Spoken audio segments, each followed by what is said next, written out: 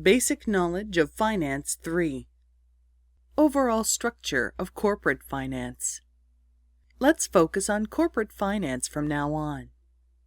Remember, the purpose of finance is to make the best investment decision.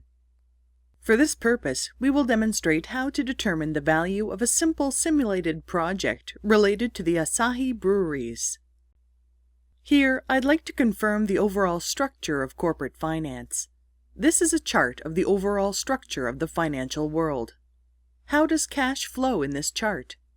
In one accounting year, cash comes out and goes in at Asahi breweries. That is, investments require cash outflows, and sales of beer bring cash inflows. Please look at this graphic. This is a visual to help you understand the meaning of free cash flow. The white line shows cash inflows. The red line shows cash outflows. The difference is called free cash flow. Free cash flow is a measure of financial performance calculated as operating cash flow minus capital expenditures. Free cash flow represents the cash that a company is able to generate after laying out the money required to maintain or expand its asset base. Now you understand the way to calculate free cash flow in a particular year. Asahi Brewery's brand new beer project is expected to generate free cash flow year after year. How do we project this value into the future?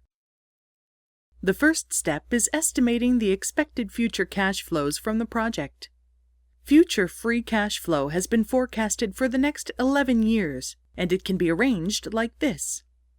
The 11-year lifetime was assumed from in-house product life cycle data. In the next step, future free cash flow should be discounted by an appropriate discount rate. The discount rate takes into account not just the time value of money, but also the risk or uncertainty of future cash flows. The more risky, the more return is required by investors.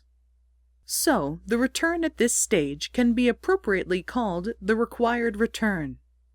How should we assess this required return? This is a really difficult aspect of finance, and it will be illustrated in the chapter on risk. For now, let's assume we have a required rate of return, R. This R is the discount rate of this project. How much should the fiscal 0-year free cash flow be discounted? The free cash flow for fiscal 0 year is divided by 1 plus R to the 0th power. Free cash flow for the first fiscal year is divided by 1 plus R. Free cash flow for the second fiscal year is divided by 1 plus R quantity squared. Likewise, free cash flow for the nth fiscal year is divided by 1 plus R quantity raised to the nth power. This is called the net present value, and it represents the final investment value. Why is it called net present value?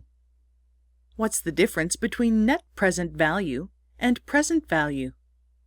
When we discount all cash flow created by a project, it is called present value. When we discount all free cash flow concerning a project, it is called net present value. Remember, free cash flow contains cash outflows as well as cash inflows. In other words, net present value is defined as the difference between the present value of cash inflows and the present value of cash outflows. Net present value can be formally written like this. When taken together, the key issues of corporate finance can be summarized as follows. First is determining free cash flow. Second is determining an appropriate discount rate. Third is computing the net present value.